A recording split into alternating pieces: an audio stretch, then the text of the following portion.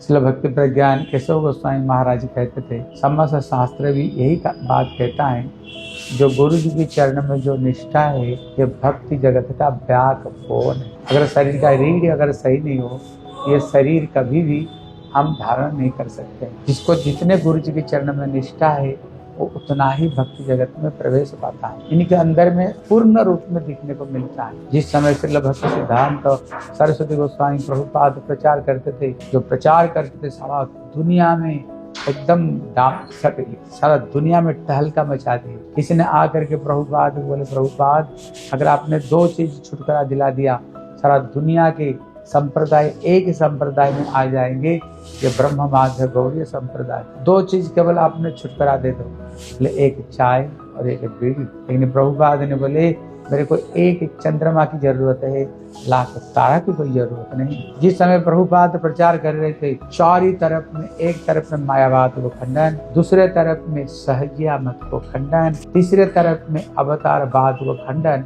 चौथे तरफ में ये जाति जो गोसाई है, ये जाति गोसाई का खंडन। सारा दुनिया प्रभुपाद का विरोध हो गई। बोले इस प्रभुपाद को जान से हम मार डालें। जिस समय प्रभुपाद अपना हाथी के ऊपर बैठ करके अपना सारे भक्तों को लेकर के नवद्वीप परिक्रमा कर रहे थे, करते करते जब पहुंच गए प्रौढ़ माया तल में पहुंचे, उसी समय पहले से ही ये सहजिया, ये लोग सब स्मार्त जात गोसाई सोडे का बोतल, ईंट पत्थर लेकर के पहले से ही रेडी थे।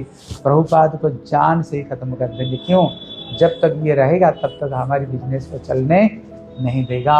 इसलिए जब प्रभुपाद गए, सबके सब इनको पर टूट पड़े मारने के लिए, लेकिन जो दूसरे जो भक्त लोग सबके सब छिन्न भिन्न हो गए, इधर उधर हो गए। लेकिन भक्ति प्रज्ञान केशव गोस्वामी महाराज अपना प्राण को अपना हथेली में लेकर के प्रभुपाद के झट उतार कर किसी सज्जन घर में ले गए। लेकर बोले, प्रभुपाद एक काम करो, अपना ड्रेस मुझे, मेरे ड्रेस को आप ले लो। इस समय एक सफेद कपड़े में थे, लेकिन प्रभुपाद इनके सफेद कपड़ा पहन लिया और इनका उन्होंने सन्यासी वेश को पहन करके प्रभुपाद को वहीं से उन्होंने गुप्त रूप में वहीं से निकाल दिया। अभी प्रश्न है, प्रभुपाद क्या अपने आप को बचा नहीं सकते जो राधा जी के नयन मंदिर? लेकिन वहां पर परीक्षा कर रहे थे शिष्य का कैसे गुरु जी के चरण में निष्ठा होनी चाहिए। इसलिए उन्होंने अपना हथेली पर प्राण को लेकर के उन्होंने क्या किया, उन्होंने प्रभुपाद को उन्होंने सेवा की। जैसे कुरस ने रामानुज आचार्य की सेवा करने के लिए साक्षात रूप में उनका ड्रेस को लेकर के गए